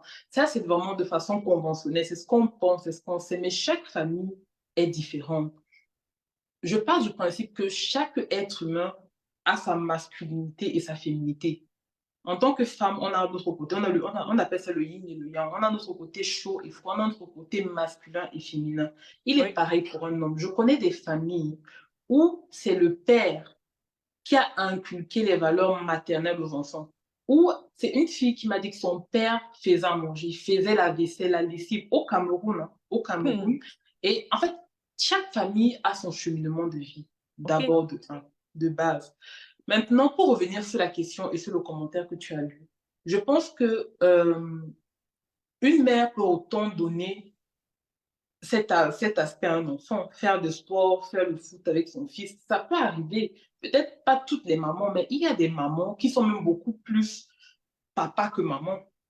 Je ne sais pas si tu vois ce que je veux dire. Oui, Il y ça, a, je vois. Et puis, dans notre société, je vais dire même dans l'entourage, on peut remarquer, au fait, qu'il y a des parents, bien qu'ils sortent du lot, qui sont beaucoup plus portés vers des tâches, peut-être à la cuisine, qui cuisinent bien et ne le prennent pas comme un fardeau. Par contre, la maman sera plus aussi avec les enfants, voilà. les activités Donc, physiques. Ouais. oui, je suis d'accord avec le commentaire, mais là où je ne suis pas d'accord, c'est pour dire que sortons des sentiers battus, il faut sortir en fait des conventions, il faut regarder la vie sous d'autres aspects pour pouvoir mieux affronter ces genres de choses, cette famille monoparentale, cette réalité, parce que si on veut toujours dire que c'est à le rôle de l'autre de faire ça, c'est clair que bon, si l'autre n'est pas là, on fait comment? Alors que si on se dit que, oui, ok, qu'est-ce que moi je peux faire? Se concentrer sur ce qu'on peut faire. Bien sûr, on n'a pas besoin d'avoir un soutien paternel. Par exemple, moi, je prends mon exemple pratique. Mon fils, mon plus grand fils, il est intéressé par le football. Moi, je n'ai aucun intérêt par le football. J'ai inscrit le plus petit à une compétition de football. Je l'ai fait de ma propre initiative. Ce n'est pas son père qui m'a dit, ah, il aime le foot, inscris-le dans une Un club, activité de ouais. football. J'ai vu qu'il aimait le foot, je l'ai inscrit moi-même. Je l'accompagne comme je peux. Maintenant, s'il faut faire des débats, que le FC Barcelone, le PSG qui a gagné qui, moi, je vais dire que je ne peux pas avoir fait le genre de débat là. Je t'accompagne comme je peux. Ma part, c'est Effectivement. peut-être de t'accompagner, faire tes activités sportives, faire ton football, tes tournois et tout.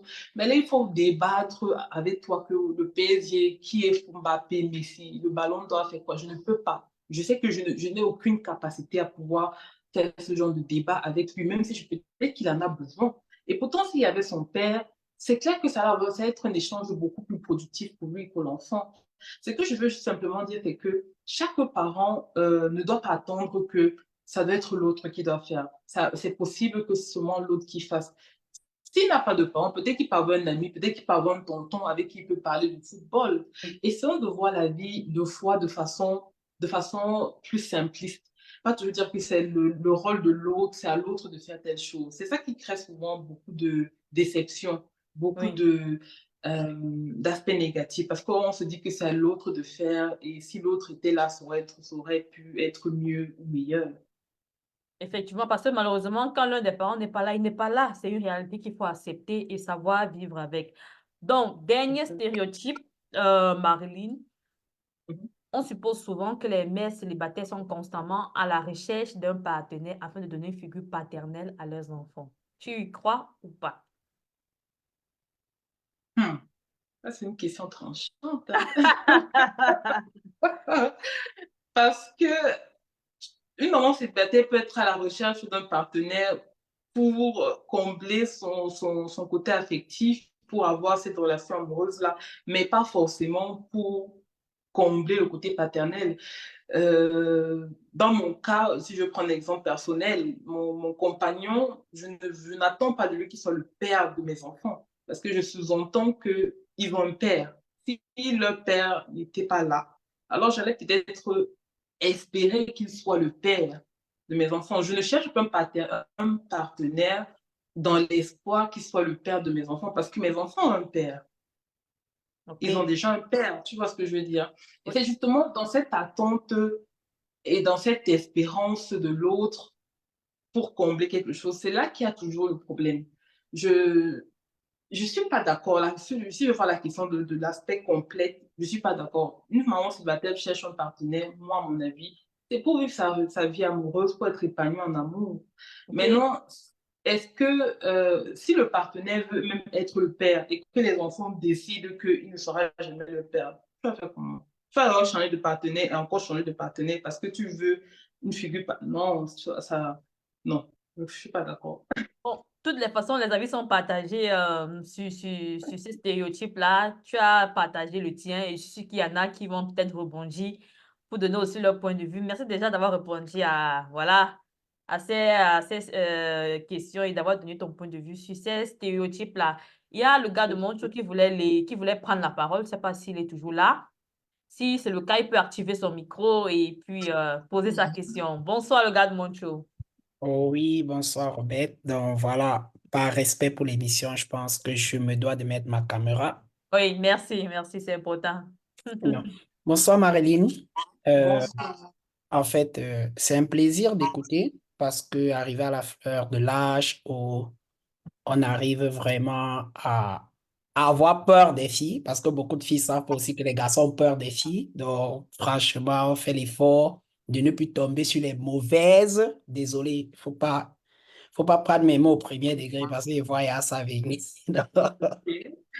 OK. Donc, en fait, moi, je revenais sur le côté du football. Je termine par la fin parce que j'estime que peut-être j'ai vraiment pris énormément de plaisir à écouter Marilyn. Elle fait des efforts vraiment pour combler, en fait, pour ne pas avoir des attentes envers l'homme, en fait. Et ça, c'est déjà bien, c'est une forme d'épanouissement. Parce que lorsque tu attends de quelqu'un et que la personne ne te donne pas ce que tu veux, là, ça crée des frustrations. Mais lorsque tu vis sans attente, tu as moins de frustrations.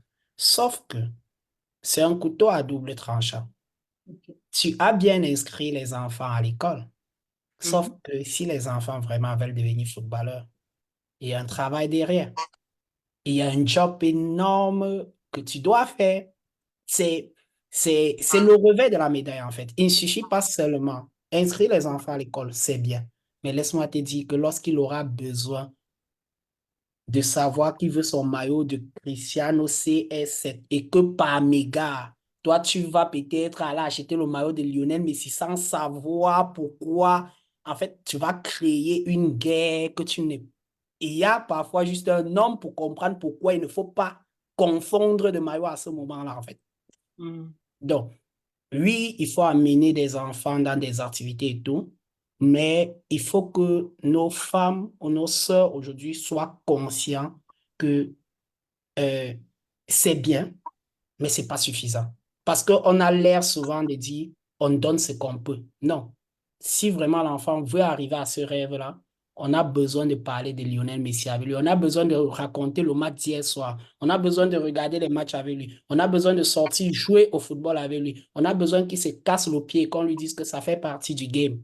Oui, je suis Sauf d'accord. que une maman, Mais sans te couper, désolé, Thio, mais pour essayer de recentrer un peu ta question, mais si une maman qui a plusieurs enfants n'arrive pas à le faire, pour son cas précisément, pour notre invité, elle a dit que leur papa est là. Donc, si elle n'avait pas atteint cette discussion avec ses enfants, assurément, leur papa va s'en charger. Mais prenons le exact, cas, par exemple, d'une maman dont le papa est, oui, une dont maman solo, je pense dont- que le thème de l'émission, ce sont les mamans solo, centrales en fait. oui, mais prenons le cas dont le parent est décédé. La maman se retrouve seule.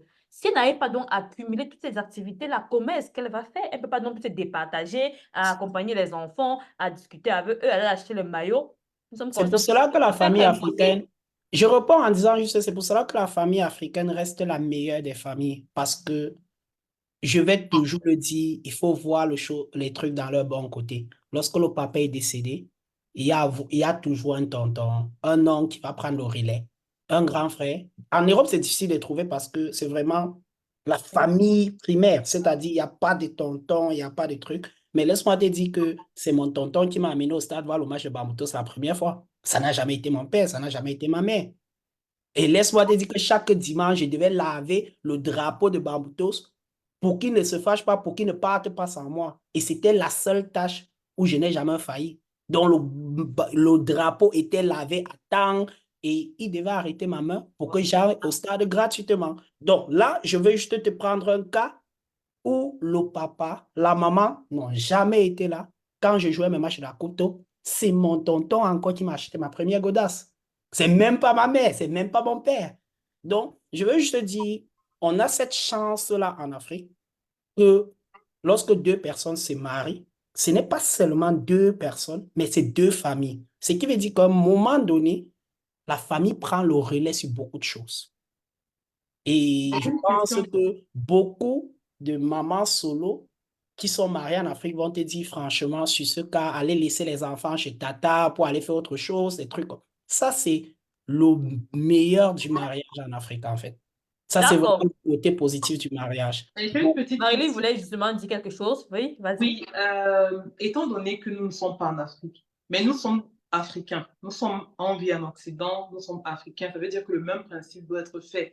Les familles donc sont mariées. Si dans un cas de séparation, de divorce ou de décès, et que les frères et que la famille justement des deux familles sont déjà mariés, donc sont en contact, qu'est-ce qu'il y a lieu de faire donc pour que les enfants aient toujours cet équilibre-là? C'est très intéressant ce que tu as dit, mais le problème, c'est que plusieurs familles monoparentales qui sont dues à des divorces ou à des séparations, quand il y a la séparation, le divorce, il y a une cassure. Beaucoup de parents te disent ça, même non plus le contact avec la maman et les en enfants. Europe, Qu'est-ce je que tu prends le penses? problème différemment. Parce que, comme je dis toujours, ce qui marche en Afrique ne devrait pas forcément marcher en Europe. En Europe, en fait, avec du recul, j'ai compris que la première des choses à faire, c'est de se rapprocher de sa communauté. Par exemple, on a créé des activités où lorsque nous partons jouer au calcio, par exemple, à 17 heures, on a deux jeunes qui vont venir à 15 heures et qui vont entraîner des enfants. Ça permet déjà que les enfants africains puissent déjà connaître leur semblant d'enfants africains parce que c'est très difficile en Europe qu'un enfant africain grandisse en connaissant que, par exemple, dans telle ville, j'ai mon frère africain là, là, là, là. Ça, c'est d'abord le premier point. Ce qui veut dire, il peut grandir carrément en Europe sans savoir qu'il y a son frère camerounais qui a deux parents, en fait. Et comment on fait donc pour réduire cela? On demande aux parents de venir avec les enfants et laisser que nous, on entraîne les enfants 1 heure ou 2 heures avant que nous, on ne joue après. Sauf que beaucoup de parents, garçons ou bien hommes, ne le font pas parce que après, il y a les divers qui vont s'en suivre et tout ça. Et si l'enfant est là, l'enfant va devenir un obstacle parce que lui, il ne veut pas vite rentrer à la maison. Sa femme va laisser l'enfant parce qu'avec l'enfant, il faut vite rentrer à la maison. Donc, il faut vraiment trouver un équilibre que la femme qui est à la maison comprenne que, ouais, le monsieur il va sortir avec les enfants, Mais moi, je dois vraiment m'arranger à venir récupérer les enfants pour que lui, il ait son épanouissement. Moi, je pense que c'est ça, en fait, l'une des grosses cassures. Parce que quand un homme sort avec un enfant et qui se retrouve en train de picoler à 20h, 22h avec ses amis et qui ne veut pas vite bouger, mais si à l'enfant à 19h, il doit falloir qu'il rentre. Là, tu deviens un obstacle. L'enfant devient un obstacle pour lui, en fait, pour son épanouissement. Ok. Et beaucoup de femmes, nous, dans la communauté, on a ce problème que beaucoup d'hommes ne sortent pas avec les enfants, tout simplement parce que beaucoup de femmes refusent de venir chercher les enfants après les entraînements. Du coup, Donc, c'est un problème de responsabilité. Ça veut dire que Ce que j'allais chacun dire. élève sa responsabilité. euh, tu vois, en fait, moi, je trouve que c'est un problème de communication et d'entente. Moi, je pense que parler des responsabilités, un homme dit qu'il ne veut pas passer le temps avec ses enfants, c'est faux. Mais il aimerait avoir son temps d'homme. Il aimerait avoir son espace. Il n'aimerait pas se retrouver dehors à 22h avec l'enfant. Prenons Tout un comme cas. aussi, Mais il peut rentrer un peu plus tôt après les entraînements avec les enfants. justement, Ça il peut peut être ce que rentrer plus Marilyn tôt. a dit durant ce live où Je on vous comprends, les les filles. En fait, vous ne responsabilités comprenez soient pas qu'il ne veut déléguées. pas rentrer, en fait. Non, non, non, non, en fait, il n'est pas question de tirer sur l'homme ou sur la femme, mais vraiment que chacun prenne ses responsabilités. Sa Mais responsabilité, c'est ce qu'il a fait. En fait, je voulais juste... Monsieur Idriss, d'aller, laisse-moi aller jusqu'au bout de ma pensée parce que nous n'avons plus malheureusement, nous n'avons plus assez de temps. Voilà, comme notre invité l'a si bien dit, l'élection des responsabilités. Si l'homme doit, par exemple, vous parlez de ce cas-là, amener les enfants le dimanche pour jouer, il peut rentrer, les déposer avant d'aller continuer ses entraînements. Pourquoi c'est forcément la femme qui doit le faire? Mais ça reste encore à définir dans chaque couple parce que chacun sait ce qui est bien pour soi. Et lorsqu'on veut que ses enfants soient épanouis, il y a un prix à payer. Voilà, c'est juste ça. Ok, moi, je Malheureusement, vais laisser. Ça il aurait y a été très plus. bien si on organisait peut-être un débat parce que moi, je dis, beaucoup de femmes, en fait, font des erreurs juste parce il y a pas de réelle communication en les expliquant calmement les choses, par exemple, de pourquoi après un match, par exemple, l'homme ne peut pas aller à la maison avant de revenir. Ça, Non, je bon, comprends. c'est Mais ça, encore un débat, franchement, c'est ça se encore un fait pas. débat. Je Ça, pense c'est un qu'on autre on y débat. reviendra. Peut-être on pourra organiser dans une autre circonstance, un autre débat dans ce sens. Mais restons focalisés. Merci pour ta participation, Idriss. Il y a encore quelques questions là. Malheureusement, on n'a plus assez de temps, mais on va les prendre. On va les prendre et voilà quoi. Il y a une Je question. laisse d'abord le temps aux autres. Si après il y a encore le temps, j'avais encore une autre question, mais c'est juste que l'aspect footballistique, je trouvais vraiment à réagir sur ce point. Donc, je laisse d'abord le D'accord, temps aux autres. d'accord. Peut-être tu reviendras, on ne sait pas. De toute façon, nous sommes encore là. Il y a une question là. Bonsoir, le panel. Merci encore de nous édifier sur les faits de société et des réalités que subissent les parents célibataires. J'ai une question pour vous, Marilyn. Comment est-ce qu'un père ou bien une mère célibataire peut faire pour éviter que son enfant s'écarte du droit chemin? Parce que les filles préfèrent, la plupart des temps, se confier à leur père si elles ont un problème. Comment éviter donc, ces cachotteries si l'enfant ne veut pas s'ouvrir? Wow, très très bonne question. Si l'enfant ne veut pas s'ouvrir, il faut d'abord savoir pourquoi. Pourquoi est-ce que l'enfant ne veut pas s'ouvrir?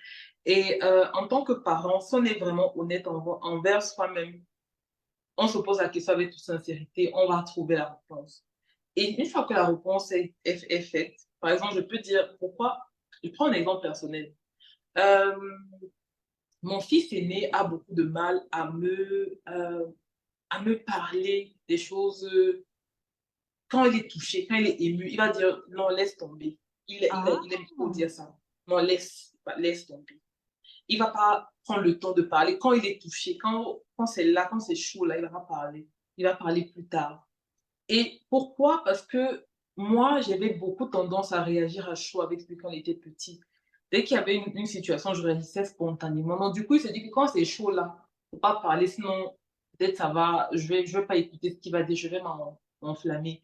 Donc, dans ce cas, quand je sais que moi, le problème, peut-être, je peux être la solution au problème, et si je veux oui. qu'il me parle quand il va mal, au moment où il va mal, alors je peux commencer à tempérer, je peux dire, ok, je sais que peut-être d'habitude je m'enflamme et tout, mais c'est pas grave, là je suis calme. Parle-moi. Je sais, je ressens que ça ne va pas. Dis-moi, c'est quoi? C'est quoi? Parle-moi. Et là, il sait directement que je connais la raison pour laquelle il ne veut pas me parler et ça le met à l'aise de pouvoir, puisque moi-même j'ai ouvert la brèche, j'ai directement Oui. dit, tu vois, il est plus en confiance. Donc pour une maman qui se dit que son enfant ne lui cache des choses, Pose-toi la question pourquoi. Ça vient d'où? À ton avis, ça vient de quoi? Comment ça s'est passé vos premiers moments de vie? Comment toi-même tu réagissais? Comme je dis toujours, le parent est le stabilisateur et est le stabilisateur de beaucoup de choses. Donc, généralement, si tu te poses la question, ça peut venir de toi-même, mais de façon inconsciente. Et dès que tu as la réponse, je t'assure, quand tu vas vers l'enfant en sachant que c'est de ça pourquoi c'est comme ça, l'enfant est plus à l'aise. Peut-être, je ne sais pas, ça peut arriver que l'enfant te cache des choses parce que quand il te dit quelque chose, alors tu te mets en colère. Tu commences d'abord en disant, je ne vais pas me mettre en colère. Tu peux me parler, je te promets que je ne vais pas me mettre en colère. Alors l'enfant se sent beaucoup plus à l'aise à parler. Si tu commences directement à toucher là où ça fait mal, tu vois. Mais si Oui. tu dis seulement parle-moi, l'enfant se dit, ouf, je te connais, je vais parler là, tu vas te fâcher. Et parfois, Donc, l'enfant peut faire confiance à son parent, il parle et après, la maman s'enflamme, ça va encore dans tous les sens. Ça entre mhm, encore dans une stratégie de communication qu'il est important d'implémenter avec l'enfant et de rester exactement. à l'écoute. Mhm. Voilà, merci Marilyn. Il y a une autre question. Bonsoir, est-ce qu'on ne s'oublie pas soi-même étant maman solo? Oh, c'est très important de ne pas s'oublier. Si on s'oublie, c'est qu'il y a un problème. Parce que Oui, si c'est on s'oublie, malheureusement le cas pour plusieurs, vu qu'elles sont submergées par différentes responsabilités. Parfois même, il n'y a plus de temps pour se divertir, pour aller mhm, prendre un pot, pour se faire même belle pour soi-même. Voilà. mhm. Alors, ça veut dire que l'équilibre n'est pas encore trouvé. Il faut trouver l'équilibre, c'est important. Parce que si tu t'oublies, c'est pas bon. C'est pas bon. Je sais, je peux comprendre qu'il y a des charges, il y a des responsabilités, il y a tellement de choses à gérer. Mais il est important de ne pas s'oublier. Et ne pas s'oublier, ça ne veut pas dire forcément aller en boîte de nuit, faire quelque chose d'extra, hein. C'est peut-être quelque chose de simple. Tu te dis, OK, peut-être une fois par mois, je peux m'offrir une glace, je peux regarder une série sur Netflix, je peux, pendant que je fais ma routine du soir, je prends mon temps, je peux écouter une louange tous les dimanches. Trouve-toi quelque chose, qu'est-ce qui te fait plaisir? Si tu aimes manger le chocolat, ok, quand les enfants sont couchés, tu prends ton chocolat, tu prends le temps de savourer ton chocolat. Ça peut paraître banal, mais ce sont dans les petites choses. S'oublier, c'est trop dire. S'oublier, c'est trop dire. Mais qu'est-ce qui te fait plaisir? Regarde les petits détails de la vie qui te font du bien, qui te font sourire. Si c'est parler à une amie, parler à ta mère, appelle-la quand tu te sens pas bien, parler. Ça, c'est aussi prendre soin de soi. C'est aussi prendre soin de soi. Et n'oublions pas que lorsqu'on ne peut pas bien prendre soin de soi, on ne sera pas assez équipé pour pouvoir prendre soin des enfants parce que malheureusement, à un moment, lorsqu'on a cette surcharge mentale-là, cela peut nous affecter inconsciemment et ça se répercute sur les enfants. Parlons de Exact. toi précisément, Marilyn. Comment est-ce que tu parviens à concilier ta vie personnelle, ta vie professionnelle et l'éducation des enfants, sans compter tes autres activités, vu que tu es créatrice de contenu, tu as un podcast, tu es vraiment multipotentiel. Comment tu parviens? Quelle est ton astuce, vraiment? Alors, ma première règle de base, c'est d'écouter mes besoins. Parce que la motivation, tu peux être motivé pour travailler, tu peux être motivé pour t'occuper de tes enfants, mais il suffit, nous sommes des femmes, il suffit que ce soit en période de cycle menstruel, un tout peut changer ta motivation. Mais moi, mon grand secret, c'est d'écouter mes besoins. J'ai besoin de quoi en ce moment? J'ai besoin de quoi? Qu'est-ce que tu as besoin aujourd'hui? Parce que ton besoin d'aujourd'hui n'est pas ton besoin de demain, n'est pas ton besoin du mois prochain. Qu'est-ce que j'ai besoin aujourd'hui? J'ai besoin de me reposer. Alors, si c'est le jour où tu as besoin de me reposer, j'ai besoin de me reposer. Alors, je freine sur l'éducation, je ne fais pas d'activité. Je me dis, OK, c'est temps libre, chacun fait ce qu'il veut. Aujourd'hui, j'ai besoin de me reposer. Et demain, j'ai besoin de faire, OK, les enfants ont suffisamment de temps pour aller dehors, regarder 2 heures à la télé. Alors, aujourd'hui, on fait une activité. J'ai besoin de me sentir utile pour mes enfants. Alors, je me mets utile à mes enfants. J'ai besoin de créer le contenu. Alors, OK, je viens de faire une vidéo. Alors, je fais. Et ça me permet de mieux savourer mes victoires. J'ai l'impression de réussir dans ce que je fais. Et ce sentiment de réussite, ça booste. Ça me dit, OK, je suis sur le bon chemin.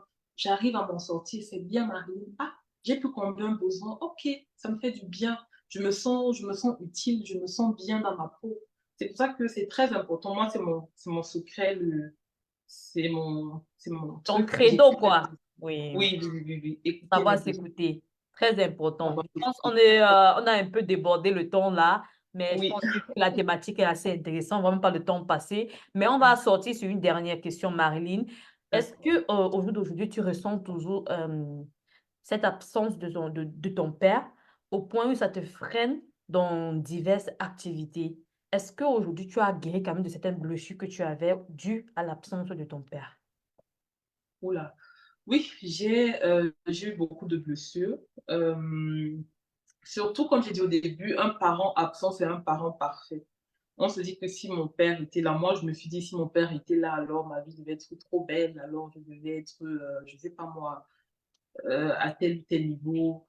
Et c'est justement dans cet espoir, c'est ça qui donne des frustrations, de se mettre dans une bulle. C'est ça qui nous fait passer à côté des choses qui sont concrètes. Ok, tu es là maintenant, qu'est-ce que tu fais? Tu es là maintenant, tu as ça, ça, ça. Comment est-ce que tu vas t'en sortir avec ça? C'est en me posant ce genre de questions que j'ai pu guérir de toute cette blessure-là, j'ai pu me reconstruire. Et aujourd'hui, je sais que mon père était un homme humble. Il y a beaucoup de choses aussi que je me suis appuyée de mon père. Je ne l'ai pas connu longtemps, et j'étais très petite quand il est décédé. Mais de ce qu'on m'a dit de mon père, par exemple, je m'appuie beaucoup là-dessus pour être la personne que je suis aujourd'hui. Par exemple, beaucoup de personnes qui ont côtoyé mon papa ont toujours dit que c'était quelqu'un de très, très humble. Et s'il y a des personnes qui me connaissent, ils diront la même chose de moi, que je suis une personne très, très humble. J'ai beaucoup de raisons de me prendre la grosse tête, mais je ne le fais pas. Mon père, quand il allait dans c'est un directeur marketing à la BAT.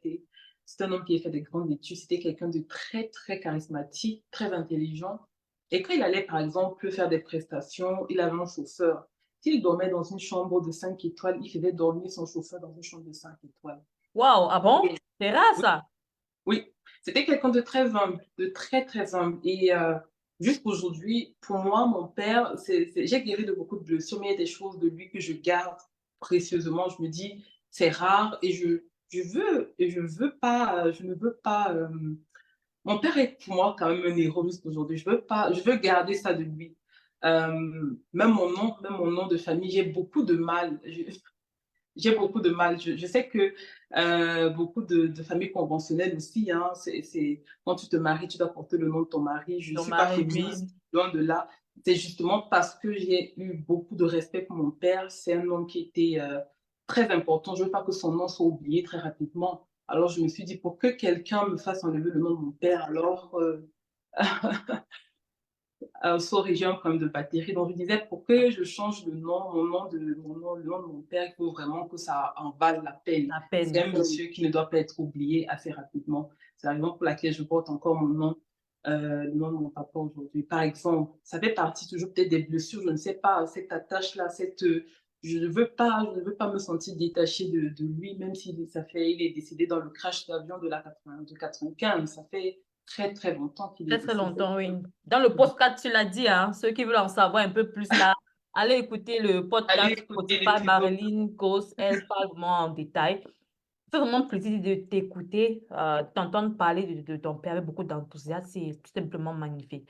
Alors, Marilyn, est-ce que, parce qu'il y en a sûrement qui nous écoutent, qui souffrent encore de l'absence de leur père ou de leur mère, ou bien qui sont issus des foyers monoparentaux et qui ont énormément de blessures, est-ce que tu as un programme d'accompagnement pour ces personnes-là, pour les aider, par exemple, à guérir de certaines blessures, vu que, heureusement, tu as déjà franchi ce cap-là?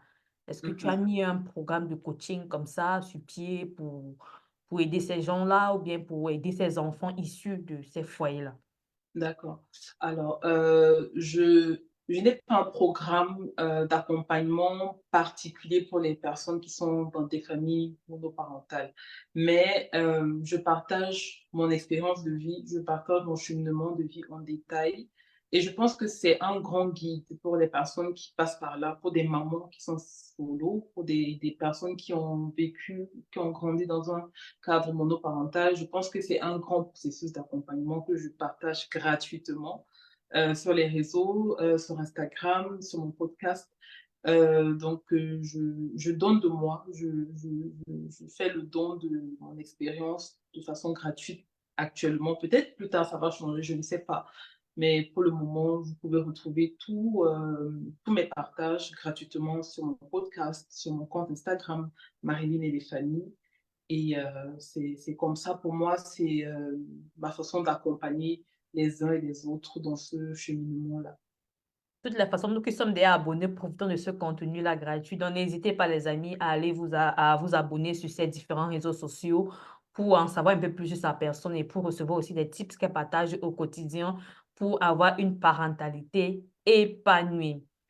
Alors, Marilyn, nous t'attendons à la fin de ce talk. Est-ce qu'il y a un point particulier dont nous n'avons pas parlé durant cette émission, mais que tu aurais voulu aborder? Alors, je pense qu'on a fait le tour, mais si je pouvais finir sur une note, et c'est généralement la note sur laquelle je finis très souvent, D'accord. c'est qu'il est très important de se connaître soi-même. La connaissance de soi, on ne peut pas ne pas se connaître et être à l'écoute de ses besoins. Ça sera très difficile donc de pouvoir gérer plusieurs choses à la fois, de pouvoir être équilibré. Il est très important de se poser les questions intrinsèques sur notre propre personne parce que dans le cadre où on grandit en Afrique, on fait beaucoup de choses parce qu'il faut faire. Il faut aller à l'école, il faut avoir les bonnes notes, il faut. Alors on fait parce qu'on ne veut pas décevoir la famille, on se met dans un train où on s'oublie, on fait ce qu'on doit faire et après, à un moment donné, on dit la crise de la quarantaine ou la crise de la trentaine, c'est généralement parce qu'on n'a pas pris le temps à un moment donné de faire pause et de s'écouter, de se poser les vraies questions. Qui es-tu vraiment? Qu'est-ce que tu veux? Où est-ce que tu veux aller? C'est tout pour moi. Magnifique, Marilyn. Je n'aurais pas dit mieux pour conclure cette émission. Merci d'avoir été des nôtres. Merci d'avoir accepté notre invitation. Désolée pour notre invité notre internaute qui voulait encore poser une question. Je pense qu'on a largement débordé. On devait finir à 30 les 42. Peut-être on pourra reprogrammer une autre émission avec un autre invité. Mais déjà, je tiens à remercier tous ceux qui ont été connectés, qui ont posé des questions, qui sont intervenus durant le live. Voilà, merci d'avoir été avec nous pour cette exploration autour des familles monoparentales et de leur perception sociale et de l'impact sur le bien-être des enfants. Ce que nous retenons de cette émission, c'est qu'au-delà de ces défis, de ces stéréotypes, la famille monoparentale démontre une résilience et une capacité d'adaptation remarquable. La preuve, notre invité parvient, tant bien que mal, à pouvoir mieux gérer cet aspect-là. Donc, il est donc important pour nous de continuer à déconstruire ces préjugés et aussi à soutenir les familles monoparentales afin qu'elles puissent offrir à leurs enfants un environnement propice à leur épanouissement. Nous espérons que cette émission vous a apporté un éclairage nouveau, des réflexions pourquoi pas enrichissantes. Merci pour votre fidélité et à bientôt pour une autre émission du Reggae Talk où nous continuerons à explorer des thèmes qui comptent pour vous. C'était le Reggae Talk. On se dit à très bientôt pour un autre épisode avec un autre invité. Merci encore, Marilyn. Très bon dimanche Merci à à toi. toi. Et on se dit à bientôt. Merci à tous ceux qui sont À là. bientôt. Bye bye. Salut, au revoir. Bye.